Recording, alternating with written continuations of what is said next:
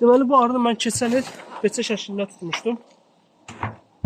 Beçəyə çıxan arıların, yəni böyük əksəriyyəti, yəni ana arılar, böyük əksəriyyəti yaşlı ana arılar olur. Həm də beçəyə daha çox meyilli olur. Yəni elə deyirlər. Beçədən tutulan arılar. Yəni əgər yeşiyi həddən artıq sıxlaşdırmamışıqsa, addım elə olur. Yəni cinsin çox önəmi var. Mən bu yeşildəki ana arını dünən götürdüm.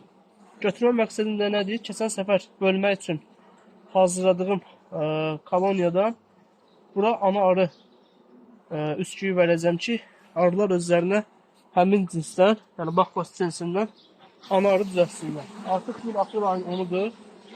Həmin bölməni eləmişəm ayın 2-sində. Təxminən bir neçə günə həmin arılar inşallah doğulacaq. Bugün həmçinin bölmələr də eləyəcəyik.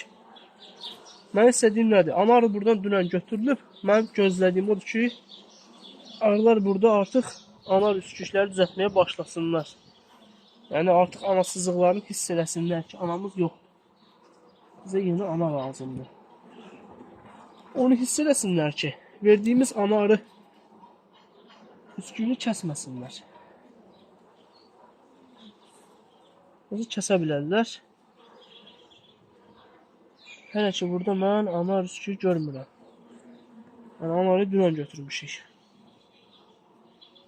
Günlük yumurta doldu burada.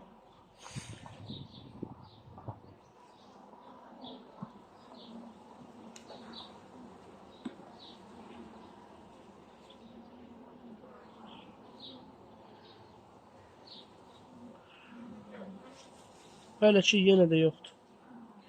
Burada da yoxdur. Təəssüflər olsun. Gözləyəcəyik hələ.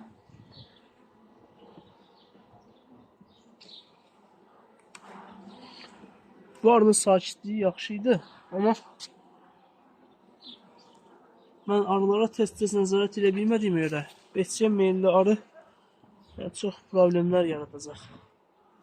Bəli, burada ana arı üsküyü qoyublar artıq. Burada ana arı üsküyü qoyublar. Baxaq görək içində yumurta varmı? Yoxdur. Hələ anasızlıqlarım tam hiss edə bilməyib deyəsən bunlar.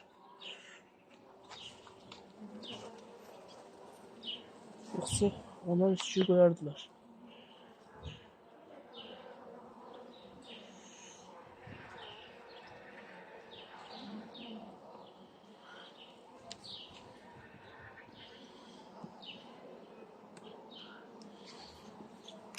Ana arının cinsini dəyişmək hal-hazırda mənim üçün çox vacibdir. Hələ də yoxdur.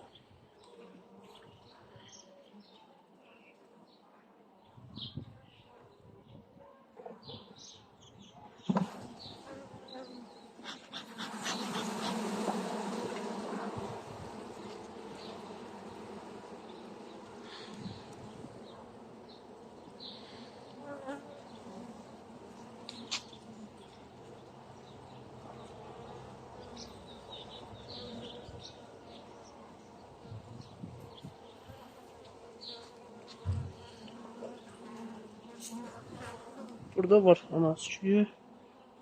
İçərisində yumurta yoxdur.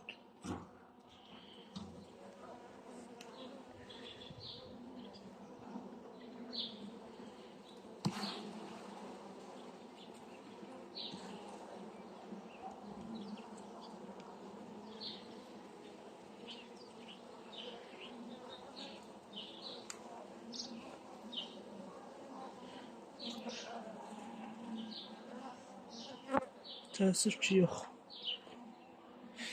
Yəqin bir neçə gündən sonra biz buna ana arı üsküyü verəcəyik. Hal-hazırda versək, həmin ana arı üsküyün kəsmə ehtimalı var.